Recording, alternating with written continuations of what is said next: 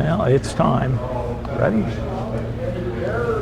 Well, good evening to you all, and thank you for coming to the start of our 15th year of Science Cafes, according to our official counter who counted both on her fingers and her toes. Be sure, sorry Cheryl, gave it away. My name's Paul Adams. I'm Dean of the College of Education and also the Executive Director of the Science Math Education Institute. But and I thank you all for coming to Science Cafes, and we'll talk about some of the ones we have coming up. But tonight I'm actually here as a Solar System Ambassador from JPL. Not that I'm from JPL, I'm from Fort Hays, but Solar System Ambassadors are volunteers who get up to date and trained and find out about what's happening out there to go and share that with the public. And so tonight, I wish I could say we're part of this mission. It's really cool, but at least I'm here representing as a Solar System Ambassador. And as you can see, and I'm going to switch over to a PowerPoint in just a bit, but this is about the DART, or the Double Asteroid Redirection Test. And I asked Carrie Roller, who helps put all these things together. I said, Carrie, we've got to move this one first, and we've got to move it up, because in less than a week, 6 days, 23 hours, 12 minutes, 16 seconds, this mission is over. At least the space portion of the mission is over. This is the collision. And then you may not be able to see it, but you might look at Twitter or NASA. NASA will have something coming out. Is next Monday night is when this mission is supposed to have an object like this asteroid, or oops, there we go, I broke my satellite. Next week it'll be all busted up. It's supposed to come and hit this little satellite here. So let's tell you more about this mission, but I wanted you to be aware we have the countdown clock going. We wanted you to be aware of that happening. And we'll do it from the beginning and hope for the best. Okay. And of course, my PowerPoint is not responding. All right, well, we'll get started. Okay, well, if it doesn't respond, that's all right. We'll just keep going. So the DART Double Asteroid Redirection Test is it's an interesting one, and we'll let it do its thing. I'm not quite sure what happened to me since it was working at the beginning. But in case you don't know what it is, what it does come down to is very simply, NASA's going to be playing pool, is one way to look at it, is that it's going to take literally a satellite, and this one is kind of broken, and we'll let that do its thing, eventually respond. I'll let you bring it back up for me. And it's going to slam this satellite into this little orbiting asteroid. Now, what's interesting about this asteroid mission is that it's a double, and we say it's a directed, as we said, double asteroid. Is right now, this is Diomonas, it's actually out there and it's orbiting around this other asteroid. And the mission, which we'll finish up next week, it'll be about 6.8 million miles away from the Earth, which means no problem. It's not going to make a mistake and knock it into the Earth. That's the first thing I want to disclaimer. This will not destroy the Earth. You may have seen, don't look up, this is not that scenario. Okay, so we'll go with that. So what's going to happen is it's going to hit it, and it's going to cause it to slightly change its orbit, the orbital speed. And that's the important thing. That's all we're going to do is change it. Because when we talk about asteroids, how many have ever talked to the dinosaurs to ask them what happened 65 million years ago? None of you have. Some of you may feel you're that old, but no, you did not talk to the dinosaurs. The dinosaurs, as a major species, were killed off about 65 million years ago. Why? Something about this size hit the Earth and wiped out, actually caused global devastation, cooling on a scale that we couldn't believe. And we know that it's true because we found the evidence, we found the craters, we found all those things. And what does that mean? Oh, tell me. Keep talking. Keep talking, okay. What it does mean is that my computer, who I've been asking for 6 years to get a new one, is now broken. So we'll just go on. So 65 million years ago, the dinosaurs were wiped out by an asteroid. We do know that Bruce Willis, unfortunately Bruce Willis, can fly a space shuttle like an F-14 fighter, and he can take out any asteroid. Unfortunately, Bruce Willis is getting a little aged. He can't do it anymore. I'm kidding. He can't do it. We don't have anything like that that's out there. But I do want to tell you is that what is happening is in 2010, there was and eventually we may get that, in 2010, the National Academy of Sciences, and if you're not familiar with that, they're probably one of the premier science organizations in our country, came together, brought a lot of experts together, and said, we know that asteroids come around. We know what happened in Tunguska there in Siberia, and it wasn't the X-Files and the black oil. Anybody know what I'm talking about? The X-Files? Okay, good. You are the good, smart people. You watch the X-Files. That's good. The rest of you're too young to have watched the X-Files. But, it's not an alien invasion, but it was a major asteroid that wiped out and knocked all the trees down in a big chunk of Siberia. And if you watched a few years ago, there was a flash of a fireball, and it was a remnant of an asteroid that came over Russia. Yes, sir. Sign in. Oh, okay. Sorry. Thank you. My assistant there. Greg, sign that.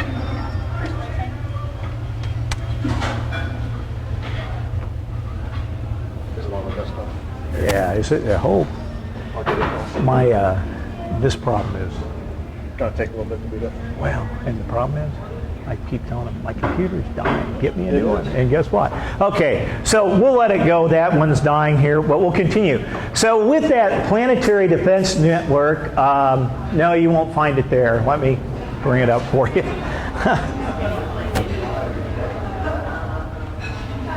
He knows right where it is. I do. This is going to take a while to come up, I think.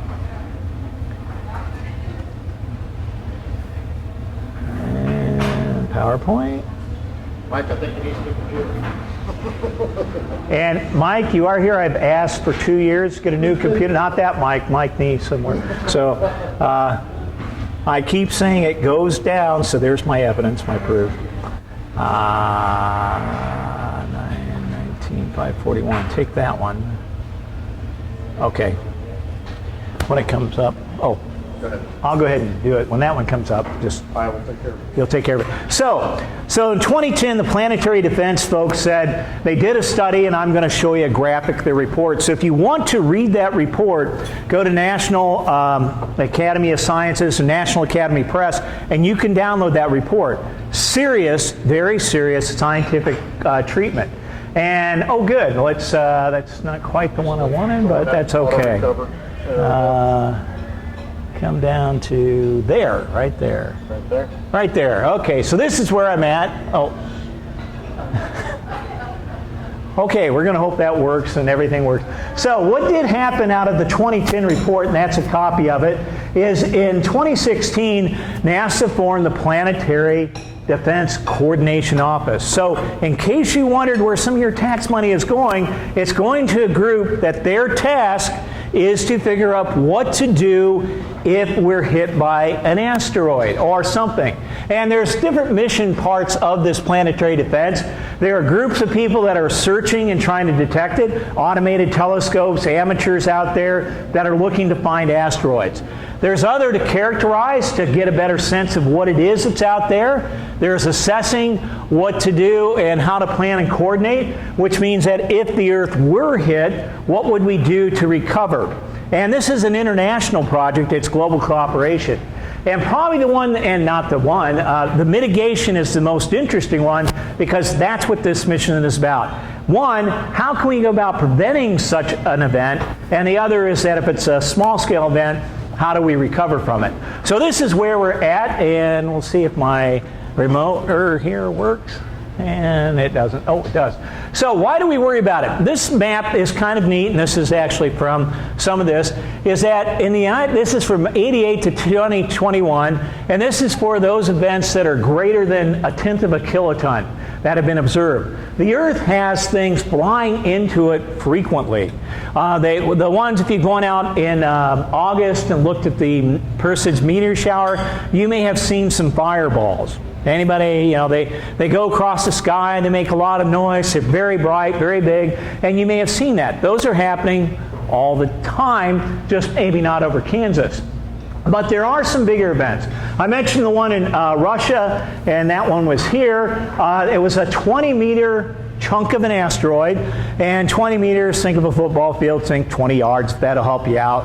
That comes up there. And it was a 500 kiloton explosion, caused about $38 million in damage to the community when it blew up in the sky. It didn't land and leave a big hole anyplace, but it blew up and knocked out windows, and nobody died from it. Made great dash cam videos that people have probably made a fortune off on YouTube, all the rest that came up. I mentioned it's an Agnusa size, 60 to 190 meters across, so 2 football fields. You got to begin to picture that. That's a big hunk of rock that came down, and it was like 5 megatons of TNT, 1908, and it does happen. And finally, the big one, 10 to 15 kilometers across, so picture that to be about 6 to 8 miles across, and when it hit, it killed the dinosaurs. So this is important stuff because we know these things happen. And this is one of the motivations for planetary events. Now here's another piece to give you a different perspective of this. And what you see in this one is it says hazards by the numbers. You know, a 4-meter size asteroid, which is pretty big, picture it to be about 12, 15 foot across. We get about one of those per year. And when they happen, you hear it, you'll see it in the news say, oh, we've got this great video of this big bright thing going across the sky. And that happens about once a year, no big deal. There are about 5 million of those drifting around the Earth that will eventually, not all of them, some of them are going to eventually collide with the Earth, at least our atmosphere. And the only problem with that is only a tenth of, okay, my computer quit again? I don't know. Okay, well, so let me just go on without it. I'll let you try to bring me back up. Okay, so with that, a tenth of them are there. But what you get to are the next size up, and they're the ones that we only have seen 42% of those are discovered, and they're about the size of 20 to 25 meters across. Do you know what happened there? That one? Huh? Yeah, it is. Oh. No, it is plugged in. But we don't know if that outlet is working. Huh? Give that a shot. Let's try it. I think the outlet's not working. Yep. Tell you what, you want to try a different outlet? I'll see. Go ahead. Okay, so we'll just keep going with that. So 42%, 25 meters across, 1 per thousand, and it says 161 is the one that can really do a lot of damage. At 25 meters, what happened over Russia? And it was enough to cause, oops, I want to go back. It was enough to cause the airburst and a lot of things. 160 meters, even though there's only 1 per 25,000, we've mapped out there's about 20,000 as though, but only 42% discovered. Now, if you're a math teacher, you're probably going, well, how do we know only 42% have discovered? It's done by math. Here's Dr. Stramel. She's a math pre-educator. She'll tell you how to do it. Thanks, Janet. Capture Janet after the talk. We'll let her do it. But actually, it's done with statistics and estimating. And this is really kind of the range that we want to look at, and these others. Even though it's not maybe a lot, it only takes one to kill a lot of people. And that's really kind of where it's at. So in 2019, there was actually a planetary defense conference. A group of people from around the world came together and said, well, what if we had a 60-meter asteroid happen to land in Manhattan?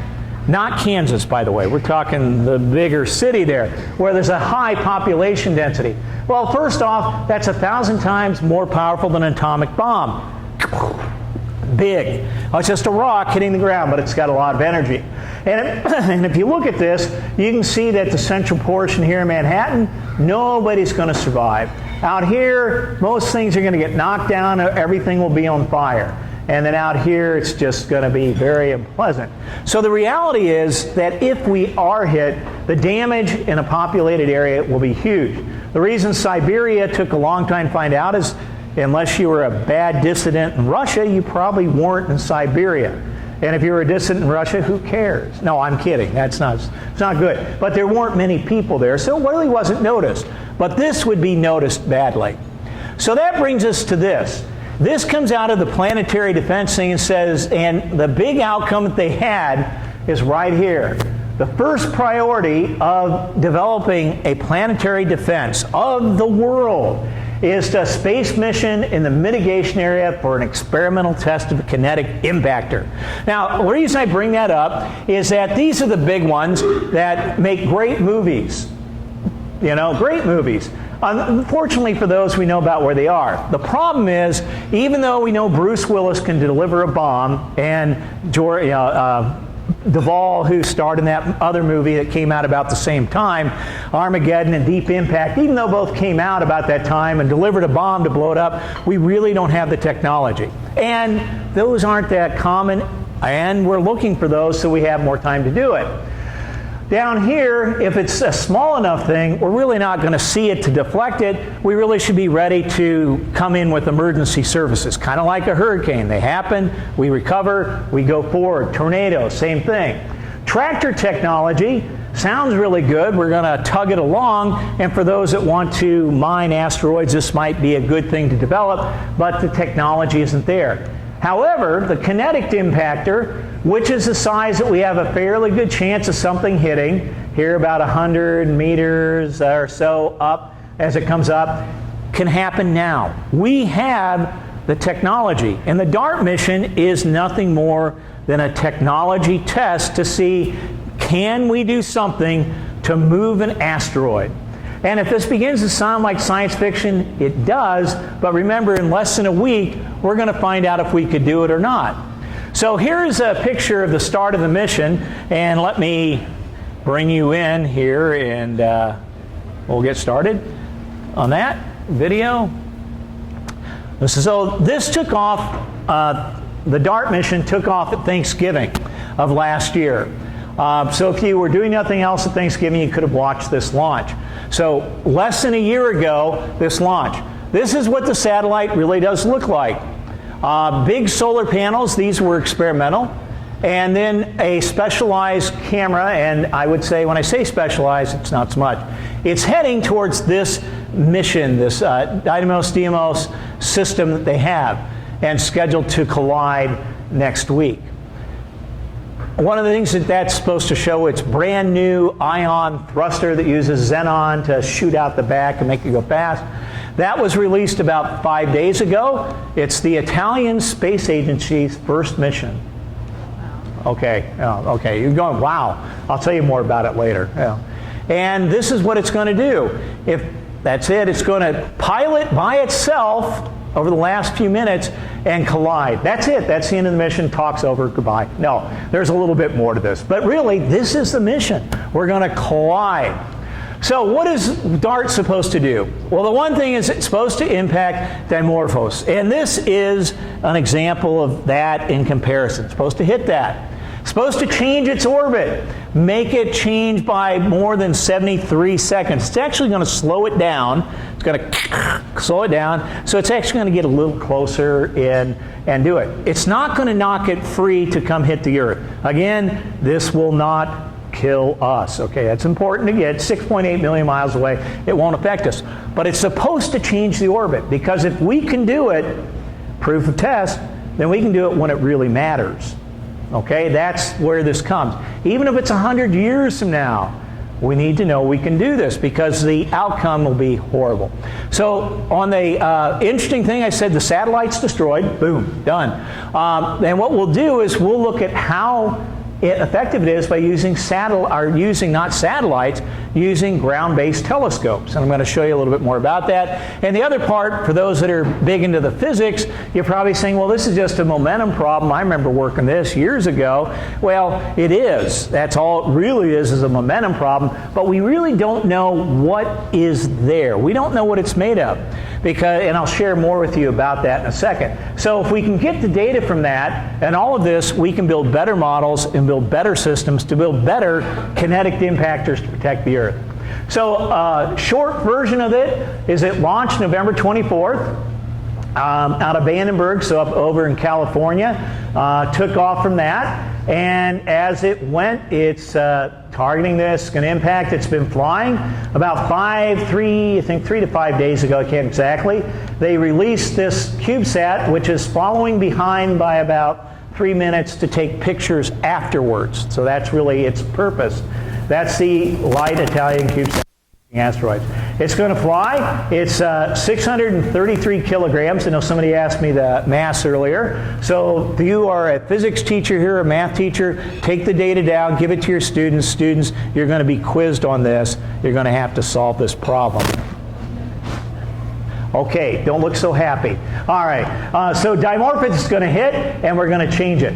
And we're going to be away from it because it's going to be at its nearest approach at 6.8 million miles away. So it'll be about 38 seconds after the collision we'll know if it happened or not. That tells you that that's a big gap, especially when you're flying at 15,000 miles per hour. Let me go back. So here is our current knowledge of Dimorphos. Okay, enough said. We don't know anything really about it. We know how long it takes to go around its primary partner, Dimorphos. We know that, but Dimorphos, all we know is that it goes around there. How? Huh? What's its orbital period? 12 hours. 12 hours. 12 hours. And its orbital period, it revolves in about 12 and it rotates in about 12. It's tidally locked, so that can come up. And these down here are models of what we think it might look like. Now there are satellites, and this is one of our 3D printed asteroids. There are asteroids we know all their shapes and all its craters very well. We don't know that. We've never seen it. We just know it's there. I'll let you think about that for a second. So this is part of the mission. But what we do know is that we know its size, roughly. Its size because of what we've been able to do. To give you an idea of the spacecraft, the DART, a bus is about 14 meters. A spacecraft with the solar panels attached, like I said, I got one ready to colliding, is about 19 meters. But if you really want to know the part that's going to do the damage, this is about the size of a vending machine. Okay, so picture in your mind a vending machine. If you like Pepsi, great, it's a Coke machine. If you like Coke, it's a Pepsi machine. I don't care. You choose your vending machine of your own. Arch of Triumph, Statue of Liberty, Dimorphos, the target. Target's about 163 meters across. Remember, that's enough to do serious damage to the Earth. So we don't know if we can deflect it. In terms of a relative scale, picture the Great Pyramid of Giza. So here's the picture to put in your mind. I'm going to take a vending machine, put it on one of those trebuchets, right? You know, get it up to 15,000 miles per hour, and I'm going to smack it into the Pyramid of Giza. A vending machine into the Pyramid of Giza. Okay, you got that? Will it deflect the Pyramid of Giza much? No. Will it deflect it some? Enough. That's all we have to do. But we're in motion. We don't have gravity to worry about. We don't have friction. So we're going to slam this into here and we're going to deflect it. Now the reason we don't think it'll do anything to Deimos is that this is 780 meters across, not that much smaller than the largest building that we have in the world. So it's its size. So it's this one that we're going to smack and we're going to do it. And that's really quite an accomplishment to do it. Now, one of the things that we'll get out of it is the question is, how much is it going to get deflected? We don't know. Remember, we've never flown by. This is kind of different than a lot of NASA missions and probably closer to reality. We don't know that much about it. Usually NASA's flown around the moon. We've got Artemis that's going to launch eventually. You know, it's going to fly around the moon. It's going to do all this characterization because when we land, we want to be pretty sure that we're going to be successful, especially when we put life out there. Well, in this case, we don't know exactly what the composition of this is, but it'll give us an indication of what asteroids of this size may be like to better model what we'll have to do for the future. And depending on what happens, and again, if you're a science teacher, you're probably saying, oh yeah, I get why that is bigger and smaller, and you can begin to think about that, Newton's third law, all those things that come up into it. But this is really it. It's going to hit, it's going to deflect, and we're going to measure it. Now, the question is, how do we know that we were effective? And that's really kind of an interesting thing, because I said we really don't know that much about the asteroid. But what we do know is from the Earth, a telescope, actually a whole bunch of telescopes from the Earth, will look and see how the light changes. So even up here, though it's kind of small, if we had a detector, when this is in front, it's actually reducing the amount of reflected light off the asteroid. And when it's in back, it's going to reflect a little bit more. And depending on what happens, it's going to change the amount of light reflecting. That's all we're doing, is we're going to use telescopes and see how the brightness and darkness that we measure changes. Now, you may say that seems like, wow, that's kind of like magic, and it's actually not. It's the same technology we use to measure exoplanets. We call it transiting, and all it is, we call that going in front of it, the transit, and that transiting period is pretty well known.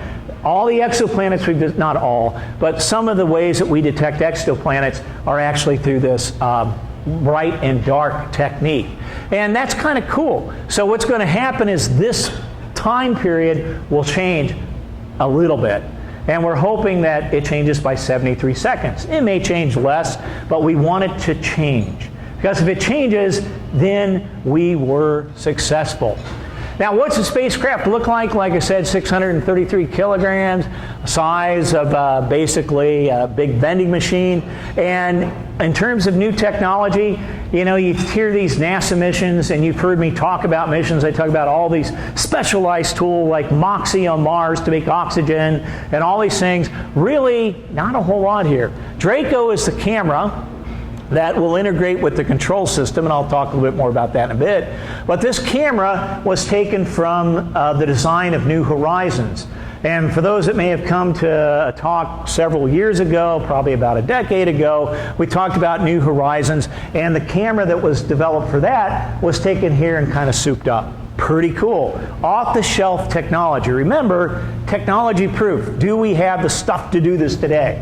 The other thing we have that's maybe a little bit, we have thrusters, hydrogen, it's just fuel that'll eject that out, and we've been using that for a long time. Kind of the new things that are there are these solar panels. They thought, oh, well, you're going up there, let's try it. And what I want you to picture, what makes this different, is most solar panels, if you've watched NASA things, like the James Webb Telescope, and they talked about the origami problem of unfolding everything just right. That's true. That's very difficult. But now what they have, you know, I can zip this here. It's like a metal. You spread it out, and when you do, it'll click back in place. This is a very thin solar panel. It has some specialized reflectors, but it's designed to optimize the energy for the system. And it uses this technology, which is just like these little wristbands we have. And by the way, it's from the Cosmosphere, so this is officially space stuff. That was a joke, officially spaced. All right, I tell you, nobody gets that. The other thing is they have this ion thruster, which is brand new. NASA developed it. It has, for those that are into rocket science, has the highest specific impulse of any engine we've developed before. And all these are good technologies because we would use them, but they were ready to be tested, and we didn't develop anything new. That's really kind of an important thing, because the test is, does it work? Now, if you wanted to see what it looked like before it was shipped out by Amazon, no, I don't think Amazon did this, but you know, NASA did it. That's all the bigger it is. You can see the solar panels. That's the crap. And this little feature right here is not really a part of it. It was just a little box to carry this little, I love that, light Italian CubeSat for imaging of asteroids. This is the first Italian space mission. Okay, anybody Italian? If not, you know, hey, all right, we'll never forget it. We'll go on. But this is it. But what it is, it's kind of neat, is that it's basically a camera. Because after the collision, remember, there's no satellite. It's gone. We hope, unless they miss, and in that case, who knows where it's going to go. But they'll have a camera. So it's following about 3 minutes behind, and again, it was just released about 5 days ago. So we're getting ready. Everything's starting to line up. The camera is kind of a very important piece, and it's called the Didymos Reconnaissance and Asteroid Camera for OpNav Draco. I got to tell you, these guys come up with these names. It's pretty interesting how they can come up with them. But I was told once by some people at NASA, said they team together, they give them some barley pop, and they say come up with a name. So okay. This is true. I mean, I'm sorry, it's true. Come up with an acronym that'll work. But what's cool about this camera is that it's souped up a little bit, the sensory, is that it is sending the information to a little processor. The processor has the power of a PlayStation 1. Nobody knows a PlayStation 1. It has less power than your handheld cell phone with smartphone. And what its power is, and they did it this way on purpose. They said, we're not going to build a really fancy computer that can control this craft all the way to land, because if we're going to be flying it into deep space for years to run into an asteroid, things go wrong as you hit with the radiation. And if it gets hit with the radiation, it's going to fail. And we have a zero tolerance. If this is to save the Earth, we got zero tolerance for failure. We do not, I mean, you know what happened for those that watch Looking Up. Zero tolerance, it failed, it's over. And then people get eaten by dinosaurs. I don't know. That's kind of cool with that. But what this does is it takes a processor, and what the power of the processor isn't so much the computer speed and all that. Its power is the algorithm. So if you were a coder, and the folks at the Advanced Physics Lab at Johns Hopkins who did this coding worked out the algorithm to say, get a picture, oh, too high, too low, too left, too right, up, down, slow. And it's just continuously asking the questions and making simple controls.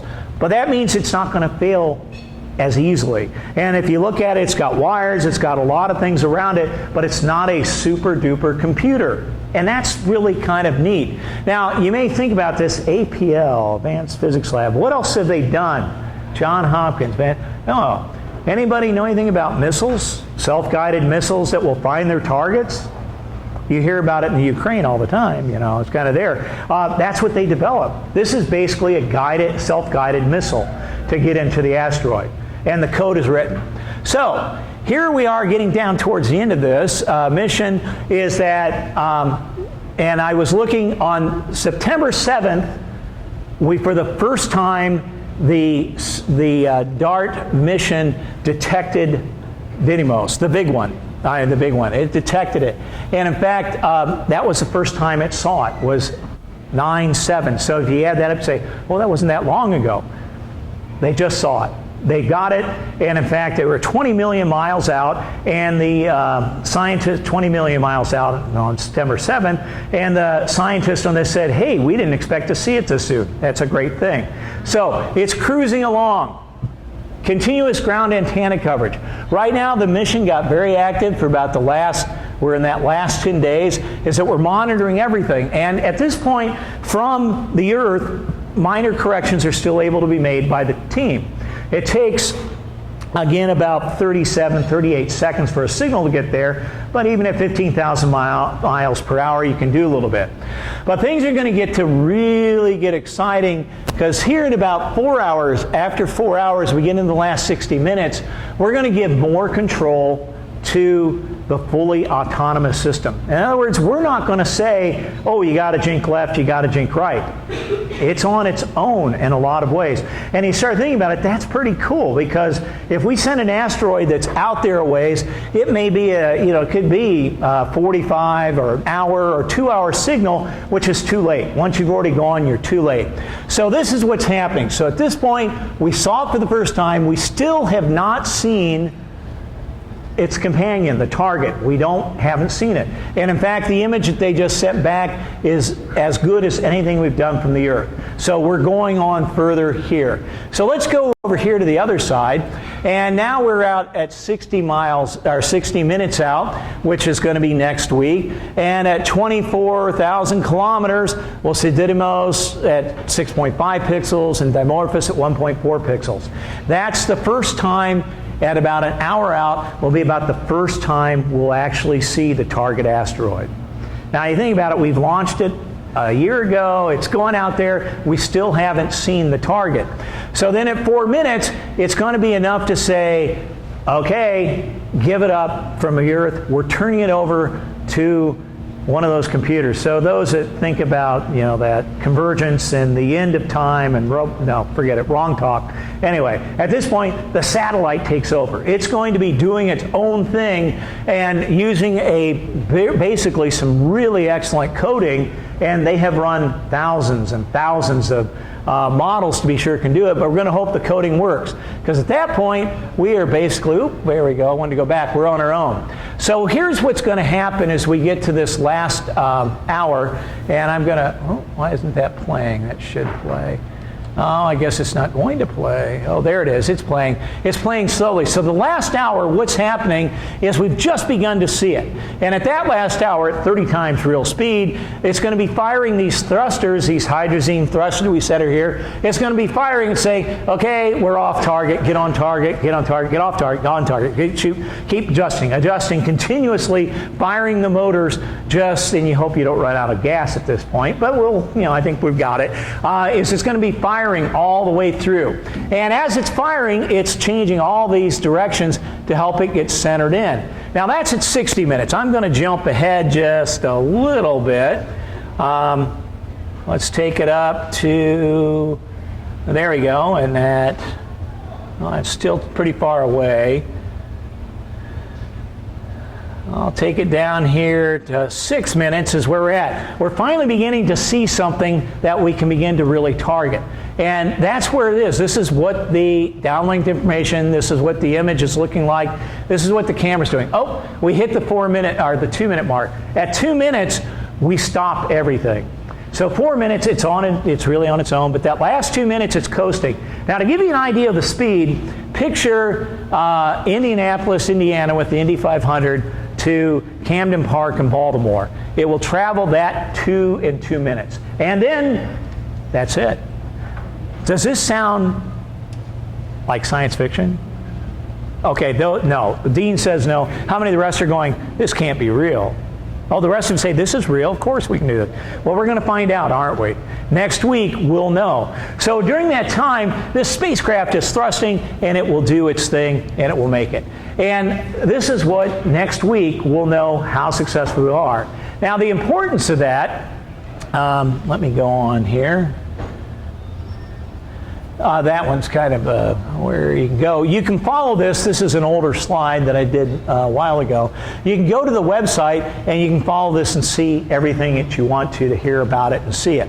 The key thing here, though, is that you can tell me how well you did. You can now go to that website and you can take a test, and if you pass the test, you become a planetary defender.